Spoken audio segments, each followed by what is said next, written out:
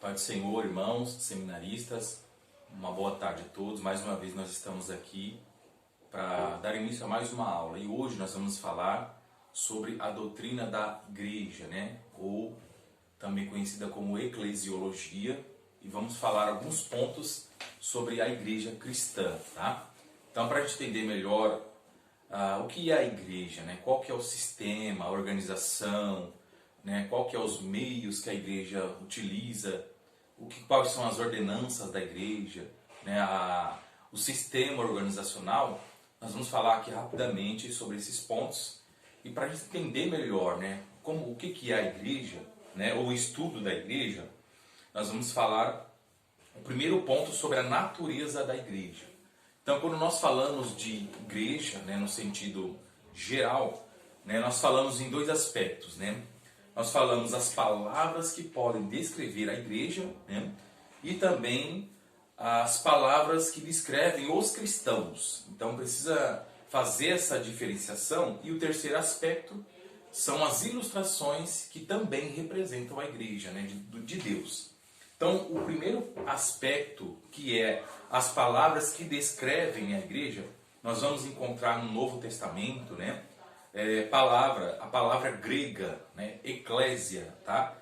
Que significa congregação, uma assembleia, a qual todos os crentes pertencem. Então, quando você ouve falar de eclésia ou igreja, no sentido da palavra, significa aqueles que são chamados para fora. Mas igreja, é uma assembleia, uma congregação, aonde todos se reúnem para adorar a Cristo, ao Senhor, tá? Primeiro ponto que a gente precisa entender é, quando nós falamos sobre as palavras que descrevem a igreja, vai falar primeiro de todo o corpo de cristãos em uma localidade, Então, o que é a igreja? É todo o corpo de cristãos em um local específico, numa igreja, uma congregação, um ministério, uma denominação. É o corpo de irmãos reunidos. Então nós lemos em Atos capítulo 11, versículo 21, vai nos dizer assim: a mão do Senhor estava com eles e muitos creram e se converteram ao Senhor. Notícias desse fato chegaram aos ouvidos da igreja em Jerusalém. Ou seja, existia uma igreja em Jerusalém, um corpo reunido. Eles enviaram Barnabé a Antioquia. Este ali chegando e vendo a graça de Deus ficou alegre e os animou a permanecerem fiéis ao Senhor de todo o coração. Então havia uma igreja, um corpo reunido em Jerusalém. E a segunda aspecto que nós precisamos entender, quando se fala de igreja, se fala também de uma congregação, uma congregação. Então nós lemos também em primeira carta de Coríntios, capítulo 14, vamos ler para a gente entender melhor, Coríntios capítulo 14, nos diz assim, lá no versículo 19, olha o que o texto diz, tá? Todavia, na igreja, prefiro falar 5 palavras compreensíveis para instruir os outros e falar 10.000 palavras em uma língua. Aí lá no versículo 35 diz assim: se quiserem aprender alguma coisa, que perguntem aos seus maridos em casa, pois é vergonhoso uma mulher falar na igreja. Então, Paulo está falando aqui acerca dos dons, acerca da ordem no culto, e isso acontece aonde? Na congregação, aonde está reunidos os irmãos, aonde a igreja se reúne para adorar. Então ele fala aqui no versículo 19, falando do dom de línguas, que vai ficar essa discussão para outra aula, mas ele está falando aqui da ordem no culto, que a igreja, quando se reúne, tem que ter uma ordem, tem que ser algo que glorifica a Deus, que edifica a igreja, tá? A terceira palavra que pode descrever a igreja também é todo o corpo de crentes na face da terra, Então aqui nós temos dois aspectos, que é a igreja local e a igreja universal. A igreja organização e a igreja organismo vivo de Deus. Então quando eu falo de igreja local e igreja organização, eu estou falando da igreja onde você congrega, onde eu congrego, onde você adora a Deus, onde você se reúne com os irmãos. Quando eu falo da igreja instituição, né, a igreja, perdão, universal, né, a igreja organismo, né, vivo, é todos os crentes, todos os salvos em todos os lugares do mundo que confessam, que adoram, que louvam ao Senhor e que creem em Jesus Cristo, né? Creem que Cristo morreu por nós para nos dar a salvação. Então, a igreja universal, né, a igreja organismo, é todo cristão na face da terra. Então aqui Efésios vai nos falar, né, Efésios capítulo 5, versículo 32, vai dizer assim, para a gente entender melhor. Este é um mistério profundo. Refiro-me, porém, a Cristo e à igreja, ou seja, todos, né, toda a igreja, todo o corpo, né? Porque ele está falando aqui acerca aí, né, dos deveres conjugais, né, do marido, né, dos deveres do esposo, que tem que amar, que tem que cuidar, que a mulher tem que sujeitar o esposo. Aí no versículo 31 ele fala, porque essa razão o homem deixará pai e mãe, se unirá à sua mulher e os dois se tornarão uma só carne.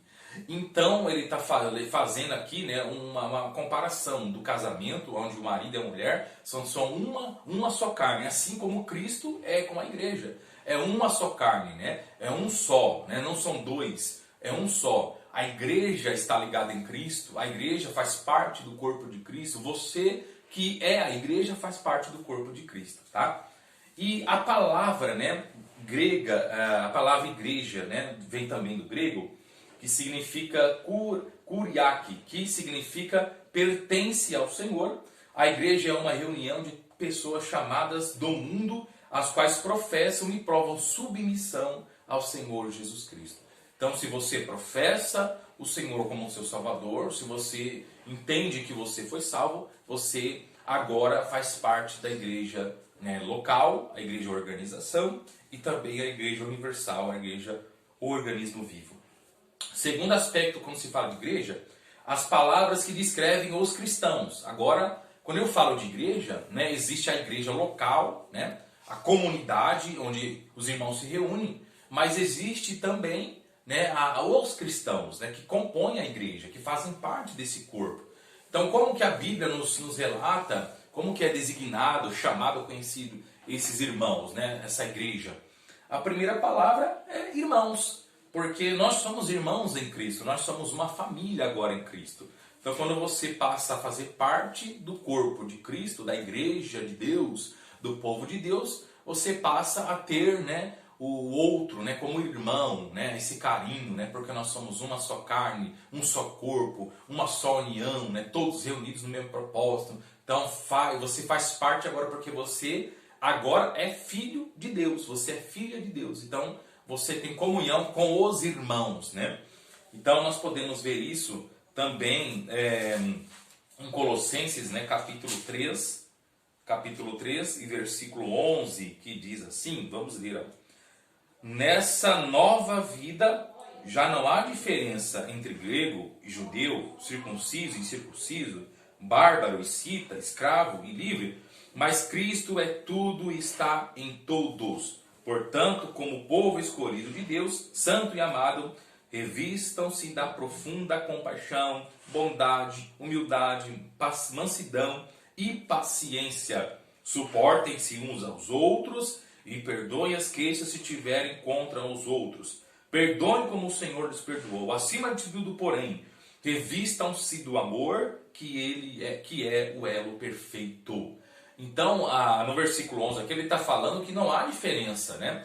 Se você é bárbaro, se você é cita, se você é circunciso ou incircunciso, dentro do contexto aqui, né, judaico, greco-romano. Então não há diferença, porque agora em Cristo todos nós somos uma família, somos irmãos, né, em Cristo.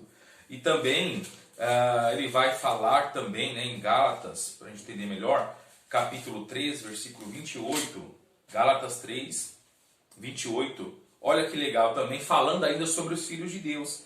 Vamos ler o versículo 26, Gálatas 3, 26, para você entender.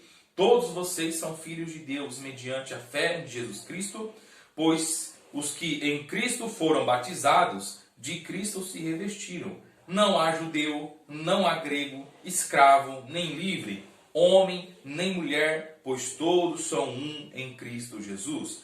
Versículo 29, se vocês são de Cristo, são descendência de Abraão e herdeiros segundo a promessa. Ou seja, não há desigualdade, todos fazem parte dessa mesma família, daí somos conhecidos como irmãos. Segunda palavra, também somos conhecidos, a igreja, né, eu e você, é conhecido como crentes, né? Os cristãos chamados crentes porque creem em Jesus. Então, se você crer em Jesus, você é um crente. Se você crê que Jesus é o teu único Salvador, se você crê na palavra de Deus, se você crê que Jesus morreu por você, daí o nome, né, de crentes. Então, quando a pessoa fala, um crente, porque você crê, né, em toda a obra e toda a expiação que Cristo fez por mim e por você. Também, né, quando se fala de igreja como pessoas, são chamados de santos, né? Porque literalmente nós somos consagrados para o Senhor. Então, se eu sou de Deus agora, se eu faço parte de Cristo agora, então automaticamente eu fui consagrado. Lembra que a gente falou lá da regeneração, né, da santificação? Então, ser santo, ser santificado, é ser lavado, purificado, redimido. Então, você também agora passa a ser santo, porque o nosso Deus é santo. A outra palavra para falar também sobre o cristão, né, os crentes, também é conhecida como os eleitos de Deus, né, escolhidos por Deus. Porque quando nós cremos em Jesus, cremos no seu sacrifício, nós somos agora escolhidos, né, por Deus, né, para viver as suas promessas, para desfrutar das suas maravilhosas riquezas. Também, né, o cristão, o crente, né, a igreja, que é eu e você, somos conhecidos como discípulos, que literalmente significa aprendizes, né? Então, quando você passa a seguir a Cristo agora, você está em processo de aprendizagem. Então, você é um discípulo de Jesus, né? Lembra quando Jesus disse lá em Mateus 28 para nós fazermos discípulos, batizando, ensinando, né? Então é no gerúndio, sempre, é constante. Você vai estar sempre aprendendo de Deus, aprendendo de Cristo, até chegarmos, né, ao dia onde nós estaremos com Ele na glória. Também, né, a gente, como igreja, é conhecido como cristãos, né? Porque a sua crença gira em torno da obra e da pessoa de Cristo. Então, por que você é cristão? Porque eu creio na obra, né, da salvação, na obra redentora de Cristo, e creio que Cristo, Jesus, né, é o Filho de Deus, é o único que pode salvar o homem da perdição eterna. E também, né, a última palavra que a igreja, né, eu e você, é conhecido como os do caminho, né, porque nos dias da igreja primitiva, nos primeiros, né, inícios da igreja, né, no início da igreja, melhor dizendo, eles eram conhecidos como os do caminho, porque quando Jesus chama os discípulos, ele mandou eles de 2 em 2, né? Falou, então vou enviar você de 2 em 2, e em meu nome vocês vão fazer milagres. Então eles foram, né, pregaram, expulsaram demônios, curaram os enfermos, né, e o nome do Senhor foi glorificado, tá? Então, essas palavras representam a igreja como a pessoa individual, eu e você como igreja de Deus, né? A igreja, o templo de Deus. E quando nós falamos também sobre igreja, né, a natureza da igreja, nós falamos também das palavras que ilustram a igreja, né? Que é usada na Bíblia para ilustrar, né, esse corpo, né, esse organismo que é a igreja. Então a primeira palavra, a primeira ilustração para simbolizar a igreja de Deus, a igreja de Cristo, é o corpo. Então, várias vezes na Bíblia você vai encontrar, né, o corpo de Cristo, né, o corpo de Cristo. Então você vai ver várias vezes o próprio Jesus falando, né, sobre estarem ligados, né, na videira, ser um só. O próprio livro, né, de João, o Evangelho de João, capítulo 15, né, Jesus ele vai falar ali sobre a videira verdadeira, né? Ele vai dizer, olha, o meu pai é o lavrador, vós sois as varas, eu sou a videira verdadeira. Então, não tem como, né, os ramos, os galhos, terem vida por si só. Não tem como os galhos da videira, eles por si só terem vida, né? O próprio texto lá de João capítulo 15 fala que Quando alguém não produz fruto, ele é cortado e é lançado, né, fora. Não presta mais para nada, porque não tem vida, não tem proveito. Então, se você faz parte do corpo de Cristo, da igreja de Cristo, você tem que estar ligado nesse corpo. Você tem que estar junto com esse corpo. Então, você faz parte desse corpo, né? Vamos ler lá para a gente entender melhor João, né, no capítulo 15. João capítulo 15, versículo 5, que diz assim, olha só. Eu sou a videira. Jesus está dizendo, eu sou a videira, vocês são os ramos, né, os galhos. Se alguém permanecer em mim e eu nele, esse dará muito fruto, pois sem mim vocês não podem fazer coisa alguma. Olha o versículo 6. Se alguém não permanecer em mim, será como um ramo que é jogado fora e seca. Tais ramos são apanhados, lançados ao fogo e queimados. Então, se você faz parte da igreja, você precisa estar também ligado, né, nesse corpo, nesse organismo. Você tem que estar próximo a Jesus. Você tem que ter um relacionamento com Jesus. E também, né, a primeira carta de João, né, a primeira epístola de João, capítulo 4, versículo 17, né, vai falar porque nós somos como ele, né? Nós somos como ele. Primeira carta de João, epístola de João, capítulo 4, versículo 17, vai dizer assim, ó. Dessa forma, o amor está aperfeiçoado entre nós, para que no dia do juízo tenhamos confiança, porque neste mundo somos como ele. Então, se eu faço parte de Cristo, se eu faço parte da igreja, eu preciso ser como ele. Eu preciso obedecer a ele. Eu preciso resplandecer o caráter, né, os aspectos de Cristo na minha vida. E você, como igreja, como parte desse corpo, precisa também fazer isso, tá? A segunda coisa, né, que fala aí também, a segunda ilustração da igreja, é a igreja como templo de Deus, né? O próprio Pedro, né, vai nos falar, vamos ler aqui para a gente entender melhor. Primeira carta de Pedro, epístola de Pedro, capítulo 2, versículos 5 e 6. Olha só o que o texto diz aí, para a gente entender melhor. Vocês também estão sendo utilizados como pedras vivas na edificação de uma casa espiritual para serem sacerdócio santo, oferecendo sacrifícios espirituais aceitáveis a Deus por meio de Jesus Cristo. Pois assim é dito na Escritura, eis que põe em Sião uma pedra angular, escolhida e preciosa, e aquele que nela confia jamais será envergonhado. Portanto, para vocês, os que creem, esta pedra é preciosa, mas para os que não creem, a pedra que os construtores rejeitaram tornou-se a pedra angular, e pedra de tropeço, e rocha que faz cair. Os que não creem tropeçam, porque desobedecem a mensagem para que também foram destinados. Versículo 9. Vocês, porém, são geração eleita, sacerdócio real, nação santa, povo exclusivo de Deus, para anunciar as grandezas daquele que o chamou das trevas para a sua maravilhosa luz. Oh, que bênção! Então, você é uma casa espiritual. A partir do momento que você aceita a Cristo, você se arrepende, né? Cristo aceita você, que é a lógica, você passa a ser agora morada de Deus, através do Espírito Santo. Ele vem habitar em você, né? Isso é muito interessante. Cristo vem habitar em você. Então você é um templo, um santuário, é onde Deus habita, né? Você agora vive por seu Espírito, né? O Espírito de Deus, ele paira sobre a tua vida. Ele paira sobre a tua alma, ele paira sobre o teu coração. Agora você vai produzir, né, o fruto do Espírito, né, que está lá em Gálatas 5:22, as qualidades do fruto do Espírito. Então, quando nós lemos também, né, a palavra de Deus, em Efésios ainda, né, capítulo 2, que nós já lemos inclusive, né, Efésios capítulo 2, versículo 22, olha o que diz aí.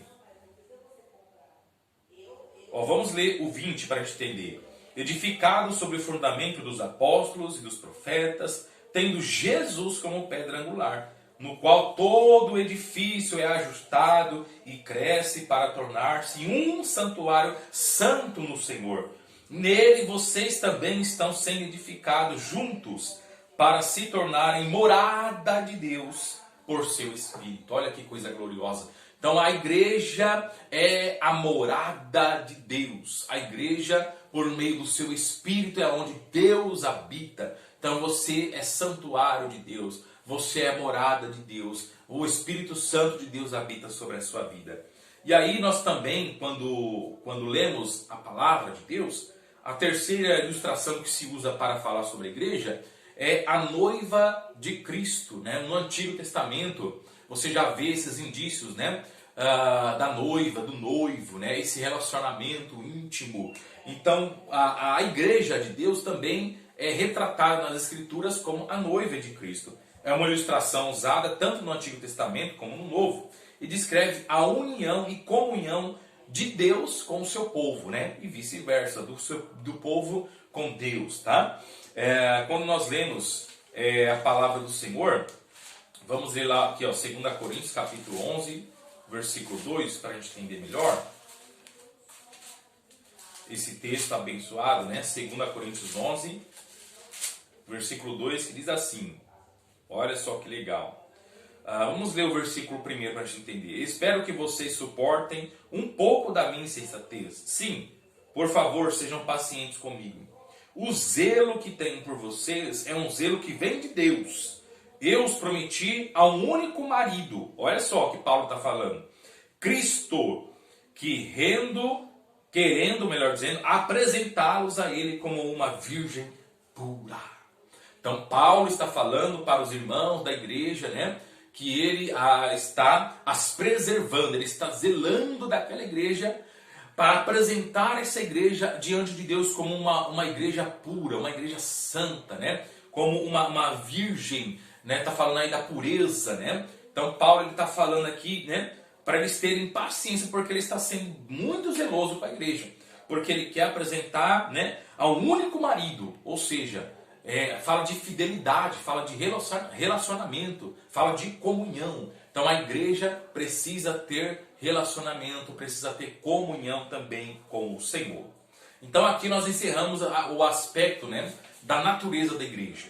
Então quando você entender, né, quando se falar de igreja, né, a gente precisa ter isso em mente, né, as palavras que descrevem o que é a igreja, né, as palavras que descrevem os cristãos, e as ilustrações que também representam a igreja. Segundo, a fundação da igreja, né? Quando que se deu a fundação da igreja? Então, historicamente falando, né, a igreja de Cristo veio a existir, né, no dia de Pentecostes. Quando nós lemos em Atos, né, capítulo 2, né, que é o texto emblemático aí das Escrituras, acerca da descida do Espírito Santo, quando nós lemos Atos capítulo 2, né, vamos ler a partir do versículo 1. Chegando o dia de Pentecoste, estavam todos reunidos num só lugar. Ou seja, aqui, lembra que a gente falou que igreja se simboliza, né, ou representa uma assembleia, né, uma reunião onde as pessoas se reúnem. Então aqui, né, logo no versículo 1 já diz, estavam todos reunidos num só lugar. A igreja estava reunida. De repente veio do céu um som como de um vento muito forte, encheu toda a casa na qual estavam sentados, e foram vistos o que parecia língua de fogo, que se separaram e pousaram sobre cada um deles. Todos ficaram cheios do Espírito Santo e começaram a falar noutras línguas, conforme o Espírito os capacitava.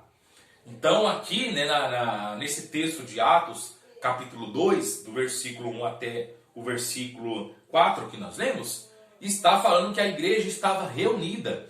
Todos estavam reunidos no mesmo lugar, aguardando essa promessa, aguardando, né, o derramamento do Espírito Santo. Então eles estavam numa assembleia, eles estavam reunidos no mesmo propósito, no mesmo intuito, na mesma fé, na mesma comunhão. E isso aqui é a igreja.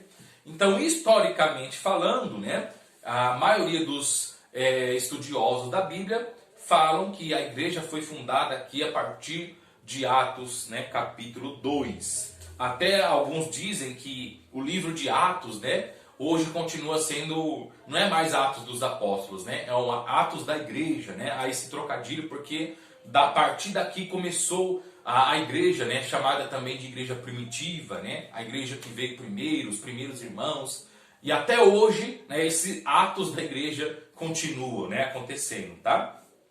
Mas há uma discussão, né, que alguns falam que Pedro foi o fundador, né, quando nós lemos lá Mateus, né, vamos até ler o texto, Mateus, o capítulo 16, né, que é um texto bem conhecido, que fala sobre a confissão de Pedro.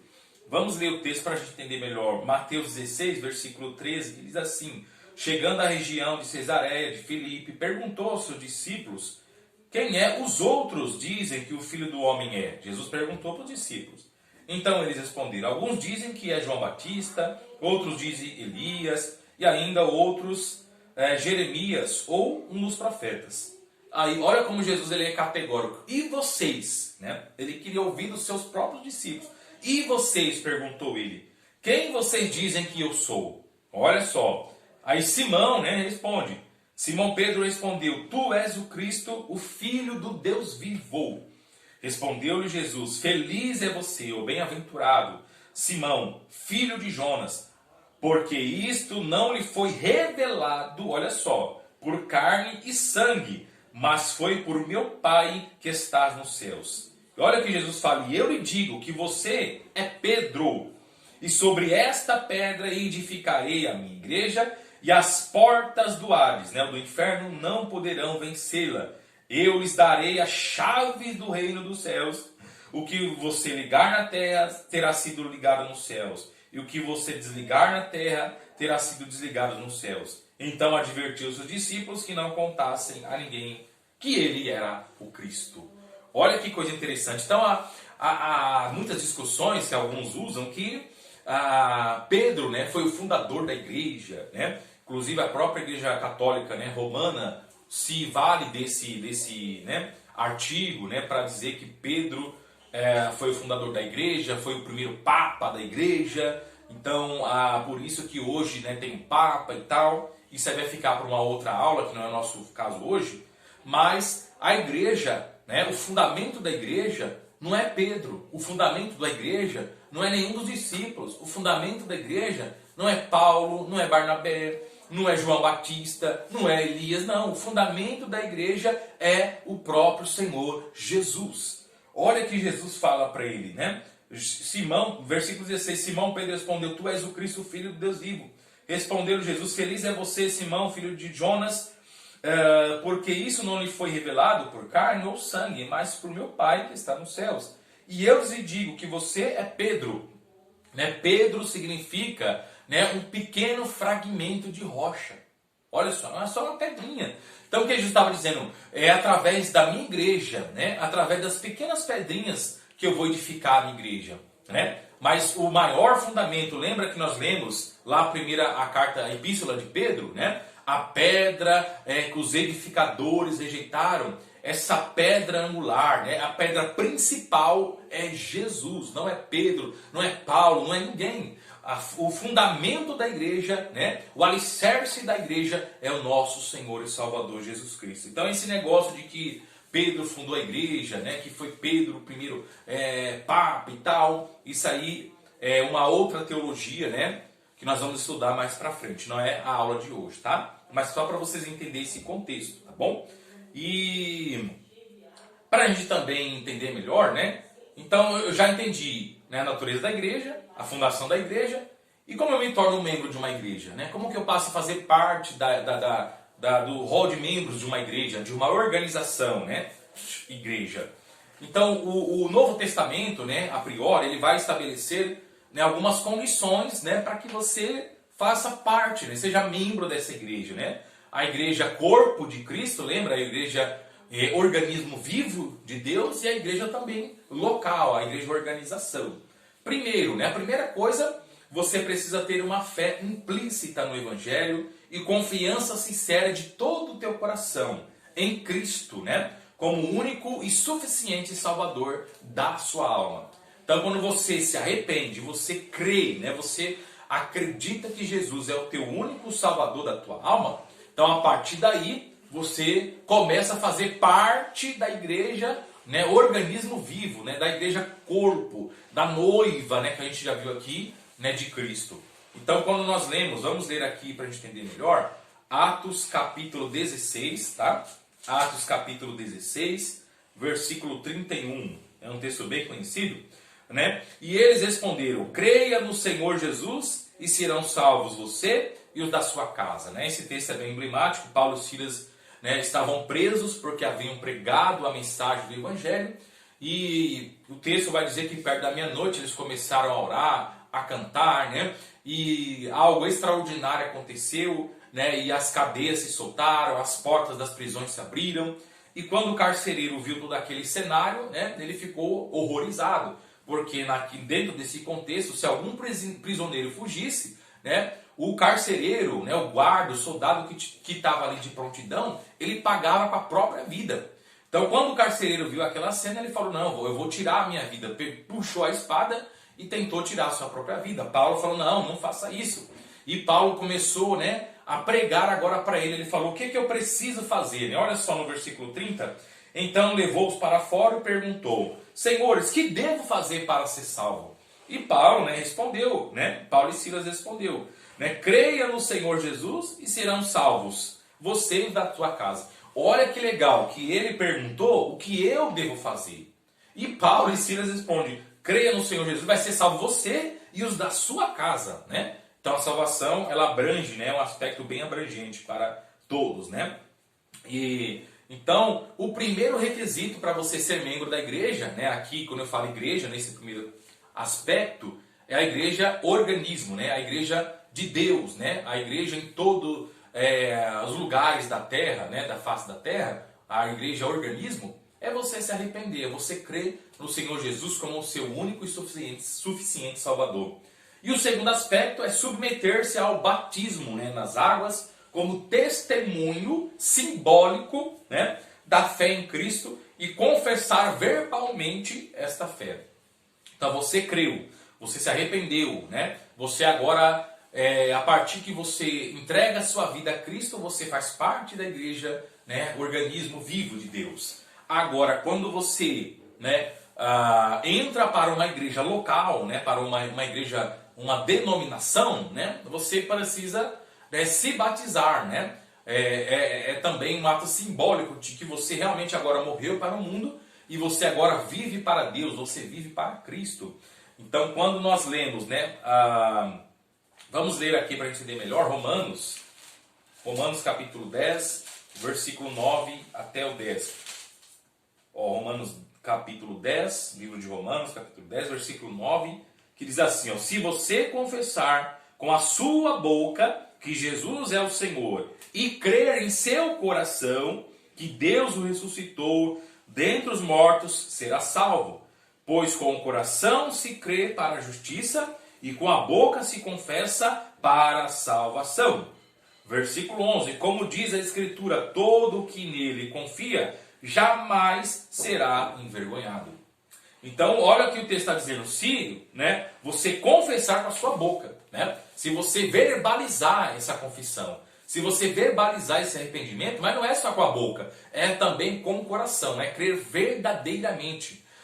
A palavra se converter, né, conversão, melhor dizendo, significa mudar de direção, né, em linhas gerais, significa mudar a sua rota, né, mudar de alvo. Então você estava indo para o mundo do pecado, você estava indo para o caminho do pecado, você estava vivendo uma vida desregrada, sem propósito, né, com Deus. Agora, quando você se converte, você muda de direção. Agora você vai andar na direção que vai direto a Cristo, vai de encontro a Cristo, né? Então, aquela vida que você vivia mundana de pecado, você não vai viver mais, você vai deixar isso para trás e vai seguir no caminho da justiça, né?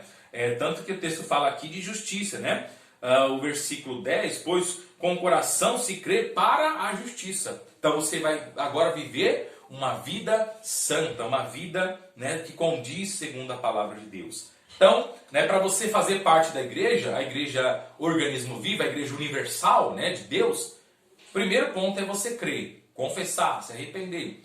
O segundo é se batizar, né, submeter-se ao batismo, que é hoje, né, um ato simbólico de que você morreu para o mundo, para o pecado, e agora você nasceu para as coisas de Deus, né? Agora você vive para Cristo.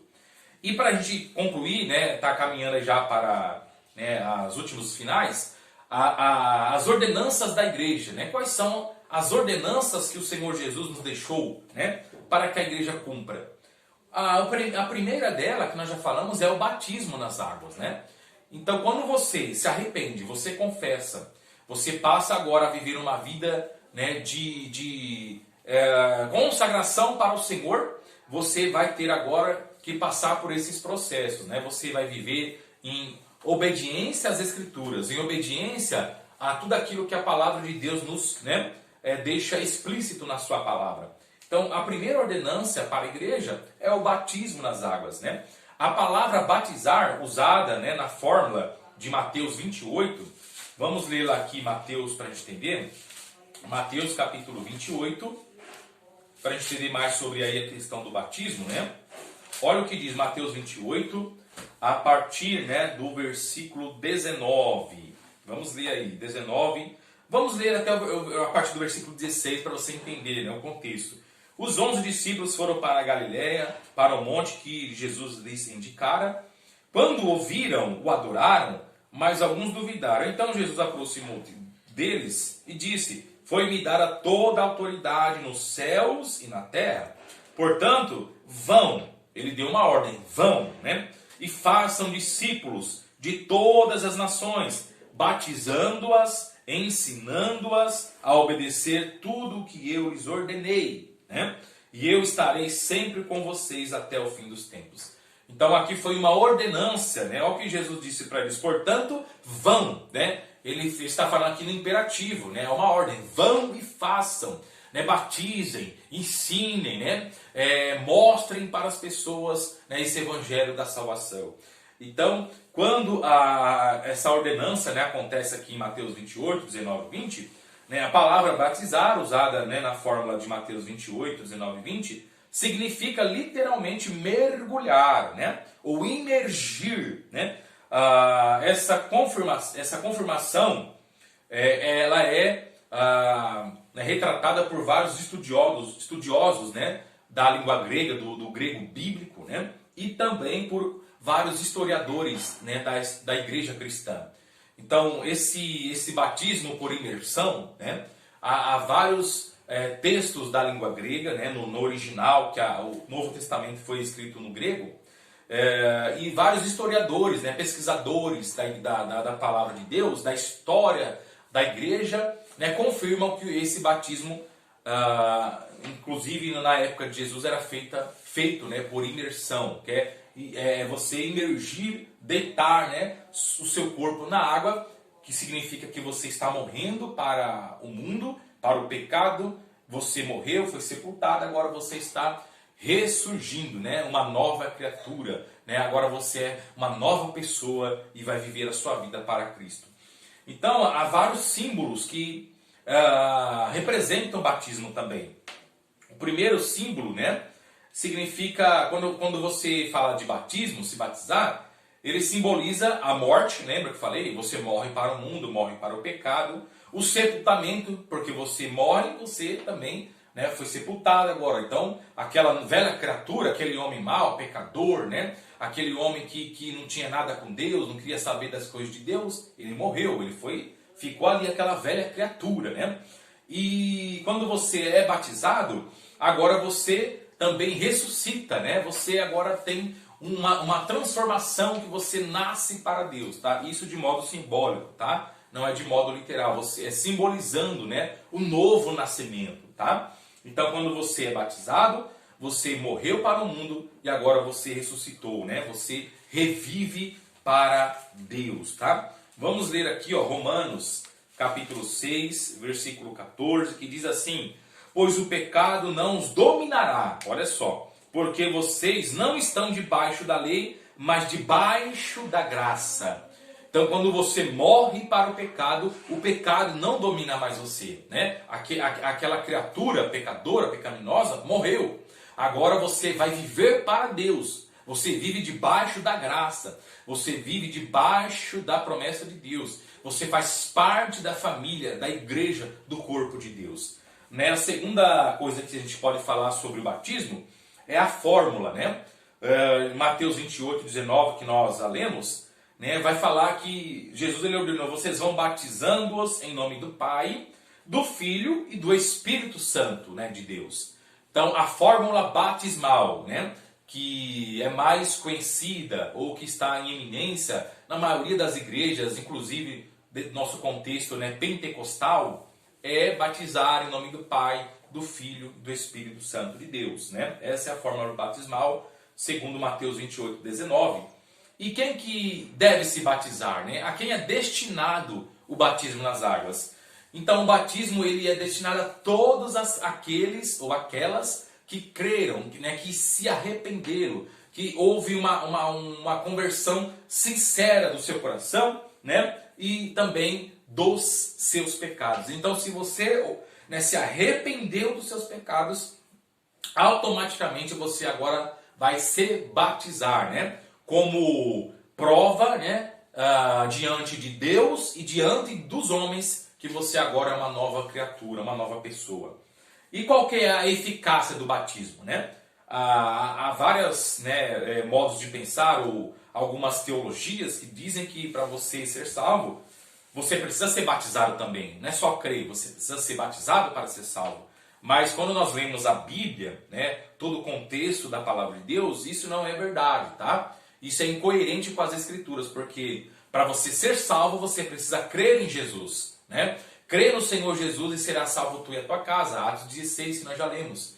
Então, para você ser salvo, você precisa crer. Agora, por que eu me batizo então? Se não faz efeito, você precisa ser batizado porque é onde você confessa, né, diante de Deus e dos homens que você agora é uma nova pessoa, uma nova criatura, tá?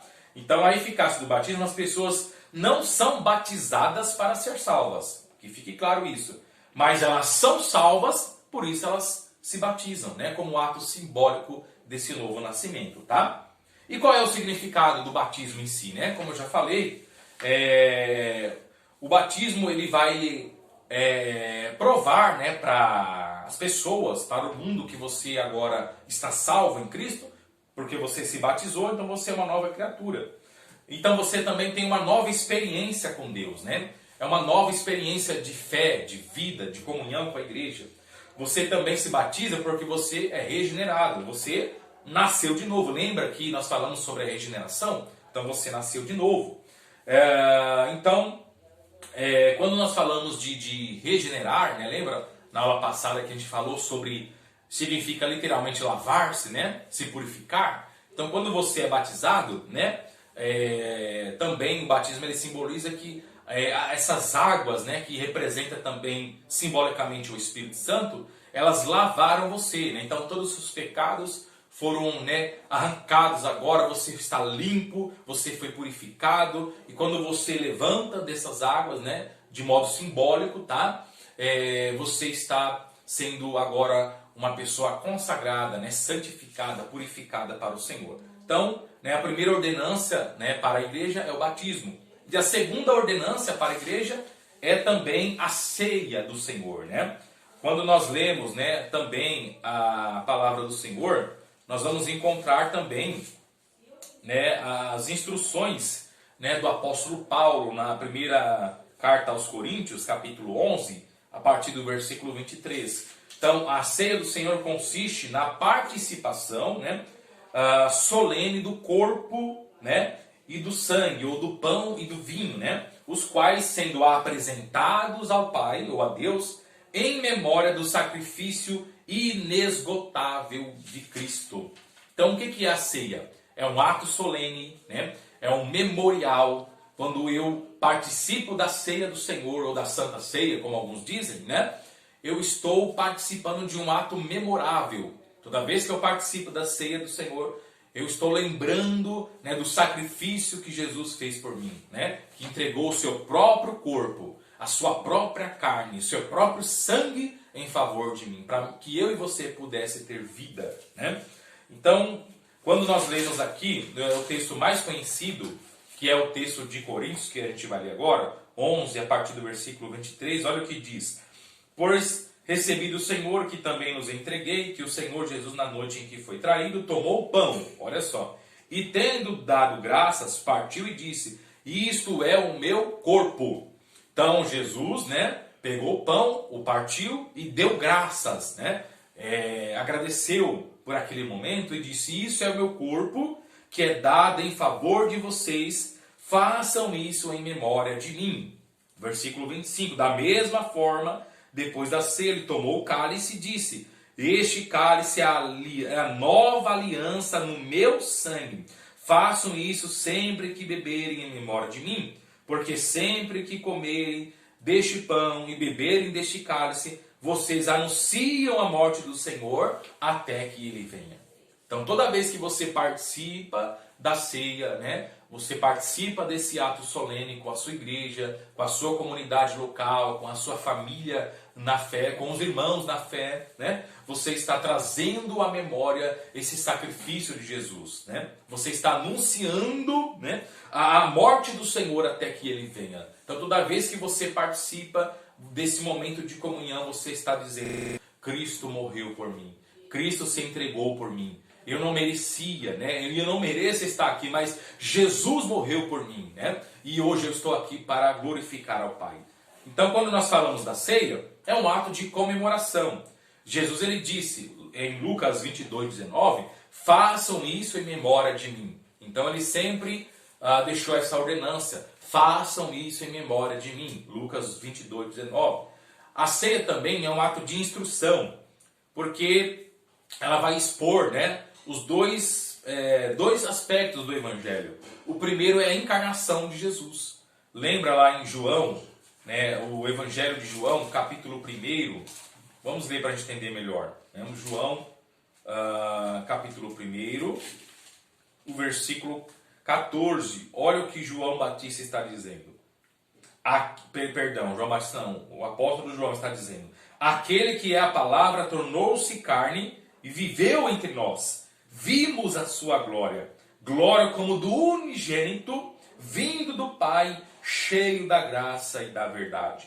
João dá testemunho dele. Ele exclama, este é aquele de quem eu falei, aquele que vem depois de mim e é superior a mim, porque já existia antes de mim. Olha só. Então, quando nós participamos da ceia, nós estamos comprovando, afirmando, né, que nós cremos na encarnação do Filho de Deus, né? Aquele que era o verbo, que era a palavra, que era o início, o princípio, se fez carne e habitou entre nós. E o segundo aspecto da ceia, do aspecto instrutivo, é também que ele vai falar sobre a expiação, né? O pão é o corpo de Cristo que foi entregue, né? E o cálice, né, o vinho, é o seu sangue que foi derramado. Então, quando nós falamos acerca da expiação, nós falamos sobre o derramamento de sangue. Então, no Antigo Testamento, quando alguém fazia um pacto, uma aliança, né, esse pacto ele era firmado pelo sangue, né? Quando nós lemos todo o Antigo Testamento, Êxodo 24, versículos 3 até o 8, vai falar isso, né? Do pacto com o sangue. Então, porque o sangue simboliza a vida. O sangue representa a vida, né? Representa o aspecto, né? Então, quando nós participamos do cálice, do sangue, né, nós estamos reafirmando o sacrifício de Jesus. Ele derramou o seu sangue, ele morreu para que eu e você tivesse vida. Então ele fala, essa é a nova aliança, esse é o novo pacto do meu sangue, né? Fazer isso em memória de mim. E também quando nós falamos da ceia, né, do Senhor, nós falamos sobre a inspiração que ela nos traz, né? Lembramos como o pão e o vinho que recebemos o Espírito de Cristo e o ser reflexivo a seu caráter. Então, quando eu participo do corpo, né, e do sangue de Jesus, eu estou refletindo em mim, né, a vida de Cristo, o caráter de Cristo, os aspectos de Cristo na minha vida, na vida da igreja, na vida do corpo que é a igreja. Então, quando eu participo da ceia, eu estou participando nesse momento memorável que reflete a pessoa de Cristo em mim, né? Reflete a pessoa de Cristo na igreja. O último aspecto, que é a segurança que nós temos, né? Este cálice é a nova aliança no meu sangue. 1 Coríntios, que nós lemos, versículo 2, né? Versículo 25, versículo 25 vai dizer isso. No Novo Testamento, no Antigo Testamento, a aliança era feita pelo sangue. Lembra que eu falei de Êxodo 24, versículos 3 até 8?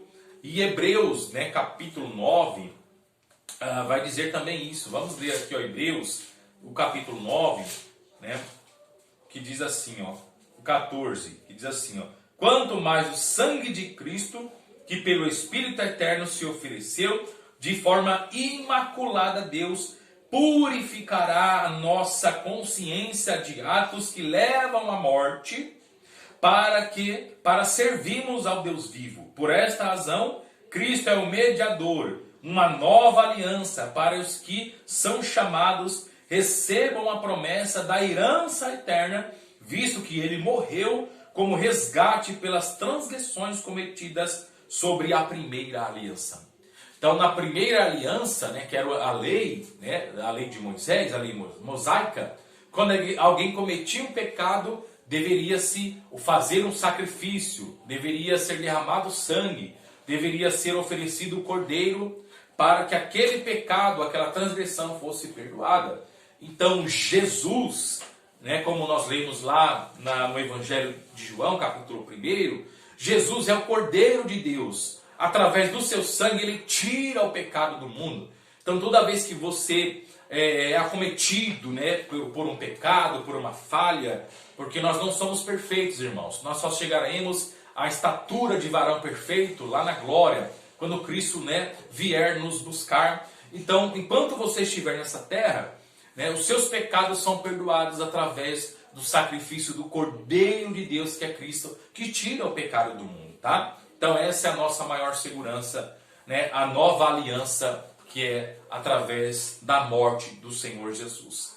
E para nós finalizarmos aqui a nossa aula, quando nós falamos sobre a igreja, né, ou a eclesiologia, nós falamos também dos sistemas, né? Ou seja, os sistemas de organização, né, ou de governo que a igreja tem. Quais são os métodos de governo que a igreja tem? Existem alguns métodos principais, tá? Que eu vou falar aqui rapidamente. O primeiro desse sistema, né, conhecido, é o sistema chamado episcopal, né, sistema de governo. Né? As igrejas ortodoxa, episcopal, luterana e metodista é um governo formado por bispos, auxiliado por sacerdotes e diáconos. O conceito essencial é que o direito de consagrar outros bispos e ordenar sacerdotes e diáconos pertence somente aos próprios bispos. Essa prática oferece uma sucessão de bispos e sua autoridade sobre os ministérios subordinados. As escrituras usadas para apoiar essa forma de governo da igreja são Atos dos Apóstolos, capítulo 6, versículo 6, Atos capítulo 14, 21 até o 23, Filipenses capítulo 1, versículo 1, 1 Timóteo capítulo 3, versículo 1, 2 Timóteo capítulo 1, versículo 6, depois você pode conferir, tá? E várias outras referências bíblicas, né? Então esse é o primeiro método de governo da igreja, o governo episcopal. Né? O segundo, né, é também conhecido como o modo presbiteriano ou o modo representativo, tá? Essa forma é também conhecida como sistema presbiteriano, tirada da palavra grega presbúteros, né? Esta palavra, encontrada 62 vezes, é um substantivo e sempre traduzido pela palavra em português ancião. Seu sistema de governo é mais bem ilustrado pelas igrejas presbiterianas e reformadas de hoje, tá? Então esse método presbiteriano, né, o representativo, é usado mais nas igrejas, né, presbiterianas ou reformadas. o sistema federal opera de alguma forma semelhante ao governo americano. Cada igreja local elege devidamente líderes, anciãos, para representá-los. Esse grupo forma a seção da igreja. Uma distinção é normalmente feita nessa seção entre esses líderes anciãos que dirigem, mas não ensinam, pregam ou aplicam as ordenanças, e aqueles anciões, líder, ou sendo mesmo o pastor, que fazem tais coisas, tá? E o outro método, também conhecido de forma democrática ou congregacional, tá?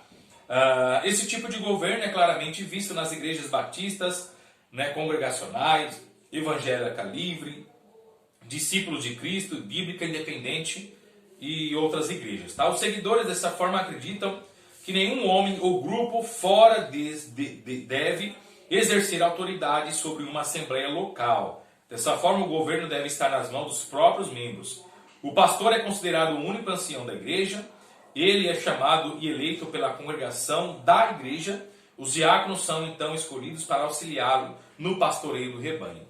Então, esses três métodos de governar a igreja, são os mais conhecidos. Existem outros, o método papal, mas nós vamos se ater aqui nesses três a priori, para que você possa ter uma noção, tá? Então, quando nós falamos da igreja, a matéria da eclesiologia, claro que ela é bem mais ampla, mais vasta, mas eu tentei resumir aqui essa aula, porque é só uma introdução, tá? Quando nós formos ter a aula mesmo da eclesiologia, no módulo 2 do nosso seminário, nós vamos falar mais detalhadamente, e sistematicamente sobre cada ponto aqui abordado. Então eu quero que Deus abençoe a tua vida e que essa aula seja produtiva e proveitosa para o seu crescimento como aluno, como seminarista, mas principalmente como homem e como mulher de Deus. Que Deus abençoe a tua vida e até a próxima aula.